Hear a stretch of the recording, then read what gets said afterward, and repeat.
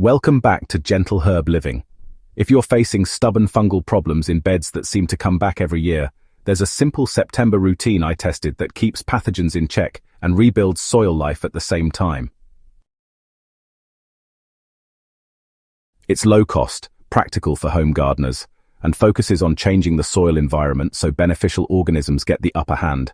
Below, I'll walk you through the exact steps I used, what to do, why it works, and how to avoid the common mistakes that undermine results. Step 1. Prepare the bed and check the basics. Start by inspecting the bed for obvious disease sources. Remove and destroy any obviously diseased plant material. Do not bury it. Take a quick soil feel. If it's compacted, dries into hard clods or puddles after rain, the first job is to loosen and improve structure. In September, the soil is still warm enough in most regions for microbes to establish before cooler weather, so this is the ideal window to act. Right, so what you want to do now is lightly fork the top 8 inches to break up any compaction, and then just rake the surface smooth. Step 2. Build a soil food sandwich: chopped carbon compost and inoculated biochar. So, collect small woody prunings or shredded leaves and chop them up so the pieces are under an inch. Next, lay a thin layer of that carbon in the bed, then add a generous layer of mature, weed-free compost. On top of the compost, sprinkle pre-charged biochar. If you have it, biochar provides protected habitat where beneficial microbes can colonize and persist through winter. If you don't have biochar, extra compost does the job, honestly. It's a simple swap that still brings plenty of benefits to your soil. Cover the layers with a final thin layer of topsoil and press down lightly.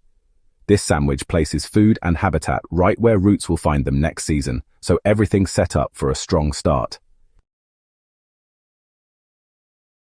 Step 3. Make a simple fermented compost drench to seed beneficial bacteria. While the sandwich settles, just make a quick ferment. Fill a food-grade bucket with chopped green plant material. Comfrey, nettles, or fresh grass clippings work well. Then add a tablespoon of unsulfured molasses per litre of water to feed the microbes. Cover with water and loosely seal. That's all there is to it.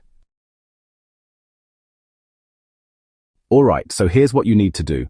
Keep your mixture at a moderate temperature for 5 to 10 days.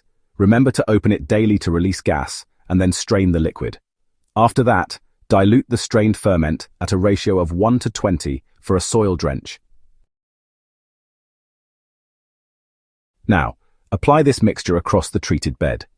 This will help inoculate the new organic layers with beneficial bacteria and yeasts, which compete with those pesky fungal pathogens.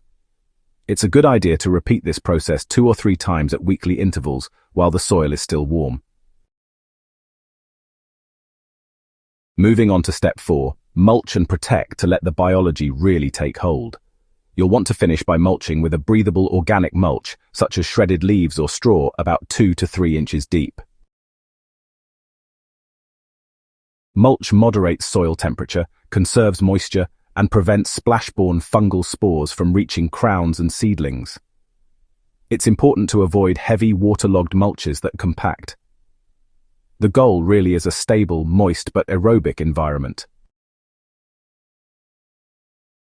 Keep beds watered if autumn is dry so microbes don't stall.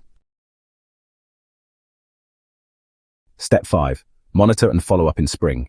You'll notice subtle changes within weeks. The soil will smell fresher, feel crumblier, and retain moisture better. In spring, dig a small test hole. If you find darker, crumbly soil and active earthworms, the system is working. If localized fungal patches persist, reapply a dilute ferment as a spot drench and remove nearby sources of inoculum, but don't over-apply. Balance matters. So why does this method shift the balance away from harmful fungi?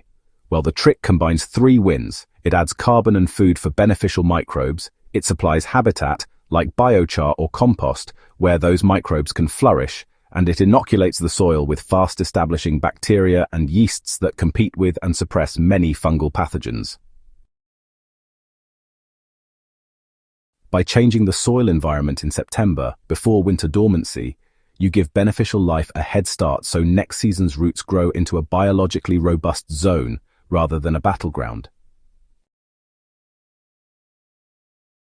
If you try this September sequence, watch how your beds respond and, report back. For more practical, field-tested soil tactics, subscribe to Gentle Herb Living, share this with a gardener who's tired of fungal problems, and drop a comment on what scrap you'll ferment first. Let's get our soils working for us again.